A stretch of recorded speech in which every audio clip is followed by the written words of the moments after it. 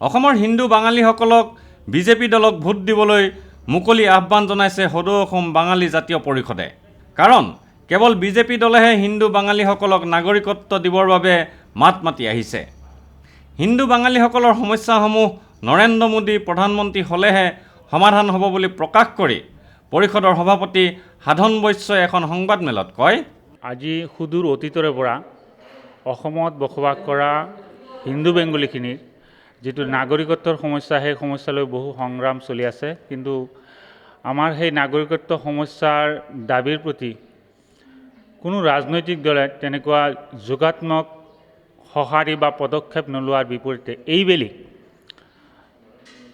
BJP দলৰ সন্মাননীয় প্ৰধানমন্ত্ৰী পদৰ প্ৰাৰ্থী নৰেন্দ্ৰ মোদীয়ে আমাৰ এই দাবীৰ প্ৰতি মুকলিমূৰীয়াকৈ সমৰ্থন দিছে আৰু এই দাবী তেওঁ যদি চৰকাৰ গঠন কৰিব পাৰে 90 দিনৰ ভিতৰত আমাৰ সমস্যা সমাধান কৰিব বুলি তেওঁ আশ্বাস দিছে। তাৰোপৰি তেওঁলোকৰ যিটো নিৰ্বাচনী ইস্তাহাৰ, সেই ইস্তাহাৰতো আমাৰ দাবী সন্মান সহকাৰে উপস্থাপন কৰিছে। আৰু সেইকাৰণেই আমাৰ এই দীৰ্ঘদিনীয়া সমস্যাৰাজিৰ সমাধানৰ আশাত আমি আজি এই সংবাদমেলৰ মাধ্যমেৰে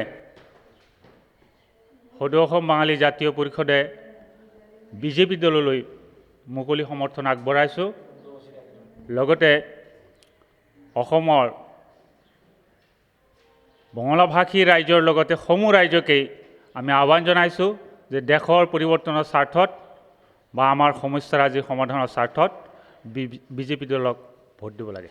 উল্লেখ্য যে সংগঠনটোৰ আজি অনুষ্ঠিত এখন বৈঠকত সিদ্ধান্ত লোৱা হয় বিজেপি দলক সমৰ্থন কৰাৰ বাবে।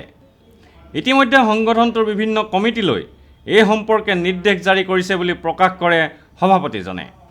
ভিডিঅ' জাৰ্নেলিষ্ট সুশান্ত দাসৰ সৈতে অমৰদীপ গগৈ, চেণ্টিনেল নিউজ, গুৱাহাটী।